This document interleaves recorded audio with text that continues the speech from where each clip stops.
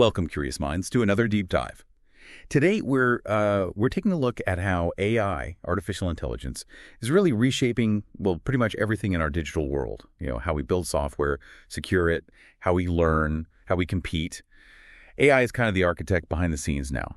And our guide for this journey is Andrew Kagan's fantastic weekly newsletter, Random Technical News You Can Possibly Use. We're looking at the June 20th, 2025 edition. It's like a curated shortcut, really. Pulls together insights from all over the tech map. Our mission: find those key nuggets, connect the dots for you, and just make sense of this fast-moving AI-driven tech landscape. Okay, let's unpack this. It really is remarkable, isn't it, how much ground one newsletter can cover. You've got cloud infrastructure, then bam, right into cutting-edge AI research. It shows the challenge, just keeping up. So, yeah, our goal here isn't just listing what's new. It's about why it matters, especially with this AI transformation happening everywhere. Absolutely. So let's kick things off with Azure, Microsoft's cloud platform. If you rely on cloud services, you've got to keep up with Azure, right? The newsletter flags a couple of general updates. There's the Azure Update June 13 video and the Azure Architecture Center What's New, sort of your regular check-ins. But then something specific caught my eye. It sounds like a pretty serious security upgrade. Network Security Perimeter for PIAS Controls, a video on that. It just sounds important. For listeners maybe not super deep in cloud security, what's the real impact here? Minor thing, or does it change how teams secure apps? Yeah, that's a great question, because it is a fundamental shift, really. If you connect it to the bigger picture, think of it like building individual strong rooms inside your existing cloud setup. For platform as a service, PIAS, before, if one service got breached, maybe the attacker could move sideways, right, to other services nearby. This new perimeter thing, it puts up these, virtual firewalls around each PIAS service. It fundamentally changes the attack surface, segments things much more granularly, so it's not minor. It makes achieving and proving compliance for sensitive data, think IPAW, GDPR, much easier in the cloud. It's a big step towards real isolation. Gotcha. So almost like microsegmentation, but for whole services, not just VMs. Okay, that makes the scale clearer. Now, shifting gears, Microsoft 365. This is where it gets really interesting for, probably most of our listeners living in that ecosystem daily.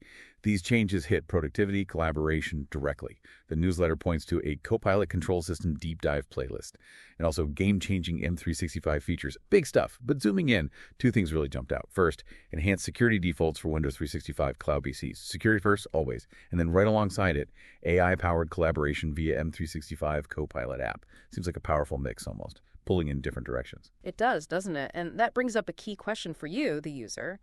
How do these new security defaults actually work with powerful AI tools like Copilot? What does it really mean day to day? Microsoft 365's path seems clear. Two main pillars. One is advanced security, like those cloud PC defaults. The other is just AI everywhere. Copilot isn't just an add-on anymore, is it? It's becoming how you do things, automate, collaborate. So the tension and the opportunity is using that AI power for efficiency, but keeping things secure, protecting your data. It's this constant negotiation, innovation versus risk. That's a great way to put it, that negotiation, that push and pull. Seeing how Microsoft handles that with Copilot everywhere, that'll be fascinating.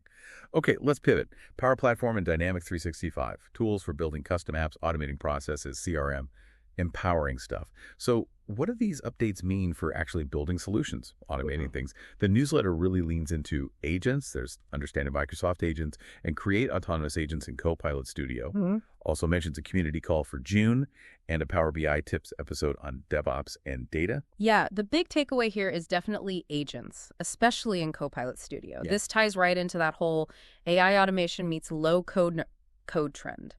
Think of these autonomous agents not just as chatbots, but as specialized AI workers. They can interact, collaborate. They might even use concepts like the agent-to-agent or A2A protocol, which is basically like a common language. So different AI tools, maybe from different companies even, can talk and work together. Wow. And they're powered by LLMs, those big AI language models, to handle complex stuff, provide dynamic solutions. And that Power BI update connecting to DevOps, that's interesting too. It shows even in BI you need good data practices, version control, deployment pipelines. Your reports depend on it. So it's moving from AI tools to AI teammates. That's a pretty big leap. All right, let's get into the nuts and bolts. DevOps, SRE, infrastructure, the foundation for how software gets built and delivered reliably. We've got an intro to cloud-native computing. which, if you're new to it, is basically building apps to really leverage the cloud containers, microservices, scaling, all that from the start. And then there's a useful piece on UX benchmarking versus success metrics from Nielsen Norman Group, crucial for measuring if your UX actually works. But two items here really make you pause. Carpathy. Software is changing. Again, Andrej Karpathy's take. And Intro to VLLM, high-performance LLM serving.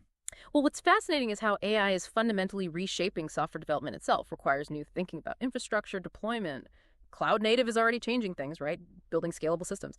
But Karpathy's view goes deeper. He's arguing AI models, especially LLMs, are becoming like new programming building blocks. Yeah, like a new primitive. Exactly. So software isn't just human written code anymore. It's about orchestrating, tuning, integrating these powerful AIs. And that flows right into why VLLM, high performance LLM serving, is so important.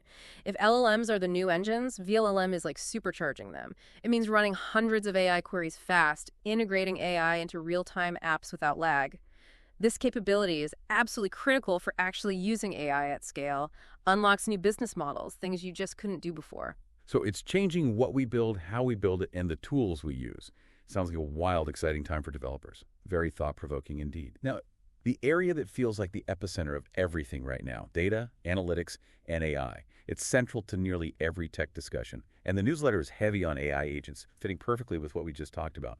Top 20 AI agent concepts, 8 state-of-the-art AI models, VS Code Live extending agent mode, benchmarking multi-agent architectures, agents. It's clearly the theme. And there's a concrete example, Microsoft AI's Code Researcher agent. Yeah, this focus on agents and multi-agent setups really shows AI evolving. If you connect it to the bigger picture, we're moving past single-task AIs. We're heading towards systems where different specialized agents work together. They collaborate, maybe even learn from each other to solve bigger problems, like an AI team. An AI team. Right. The Microsoft AI's Code Researcher agent is a perfect example. An AI built just to understand and work with code, like an intelligent assistant for developers, digging through information.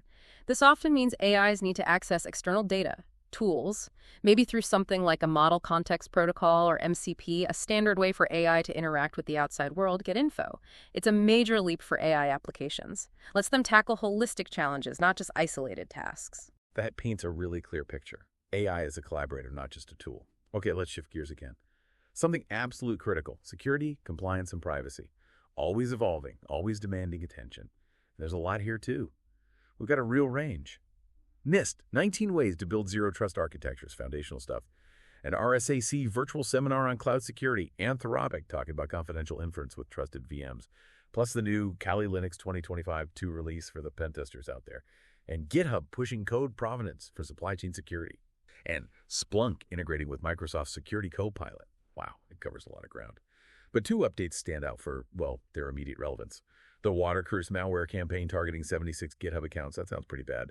And then a comparison of NIST 800-161-R1 versus 800-171 versus CMMC, highlighting just how complex compliance can be. This section really shows how security is fought on multiple fronts, doesn't it?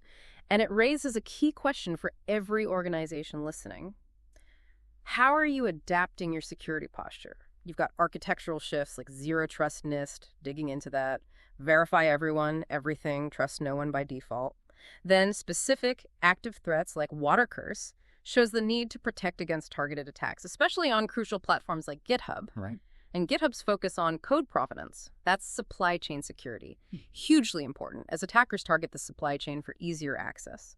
And finally, dealing with compliance like NIST 800-171 or CMMC, it's not just defense, it's proving you meet these complex, sometimes overlapping standards, requires really understanding the nuances. The sheer number of items here just proves it. It's constant vigilance, proactive defense, and meticulous record keeping. It really is a comprehensive battle, and one that demands continuous learning, which actually brings us neatly to our next section, learning and certifications.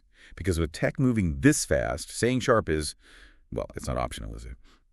The newsletter points to some great resources. 11 best online courses for AI agents.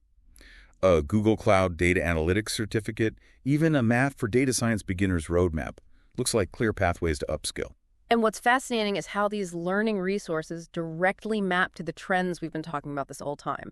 We see AI agents blowing up in the news. Boom, here are courses on AI agents. It addresses that emerging skill gap. Data is becoming more central. Okay, here are formal data analytics certs, foundational math resources. These aren't just random courses. They're targeted responses to what the industry needs now, helping you align your skills, get ready for that next wave. That's a perfect way to look at it. Future-proofing your skills, more vital than ever. Yeah. Okay, finally, let's zoom out. The big picture. Industry news and trends. How do all these pieces fit together? We've got stuff on a new operating model for a new world. Data on AI adoption. How fast has it taken? Spoiler. Pretty fast. We also see Microsoft named a leader in the Gartner BI Magic Quadrant for 2025 and a Harvard Business School video on AI and business rules. Strategic thinking. But within this, two items really catch the eye, and they kind of contrast each other. First, a zero-click AI data leak in Microsoft 365 Copilot. That sounds concerning. And then on the other side, Grok accelerates Hugging Face, challenging AWS and Google. Shows intense competition in AI hardware. Right, and connecting this to the bigger picture, it just hammers home the incredible pace of innovation and competition in AI, but also the absolute need for responsible deployment and understanding the risks, even in subtle ways. That AI adoption rate, it's changing business models, creating new competitive dynamics everywhere. Microsoft leading in BI shows how incumbents use AI to stay ahead. But that zero-click AI data leak, that's a critical warning sign, isn't it? Even seemingly harmless interactions with new tech can have unexpected, serious security consequences. A user might not even do anything, and data could be exposed. It just highlights the need for constant vigilance, security built in from the start, not bolted on later. Absolutely. And then Grok taking on AWS and Google for accelerating Hugging Face models. That tells you the AI infrastructure market is super dynamic. Specialized hardware is emerging to meet these massive compute demands. It's this complex dance. Innovation, speed, competition, and underlying it all, security and risk. What a journey. Just through one newsletter's worth of updates. Andrew Kagan's collection really does act like a decoder ring for the tech world, doesn't it? We went from specific Azure security controls to how AI agents are changing software development, right up to the big players battling it out in AI infrastructure. It really shows the value of these curated insights. Indeed it does. And this deep dive, I think, really underscores something crucial. While tech gives us incredible power, amazing new capabilities, it also demands more from us. More awareness, more critical thinking. As AI gets woven deeper into everything we use, understanding both its potential and its risks, like that zero-click leak, becomes vital. For everyone, not just tech experts, it seems the future really depends on how well we balance that drive for innovation with constant vigilance. A powerful thought to end on. Thank you for joining us on this deep dive into Andrew Kagan's latest newsletter. We hope you keep exploring, keep asking questions, and stay curious. Until next time.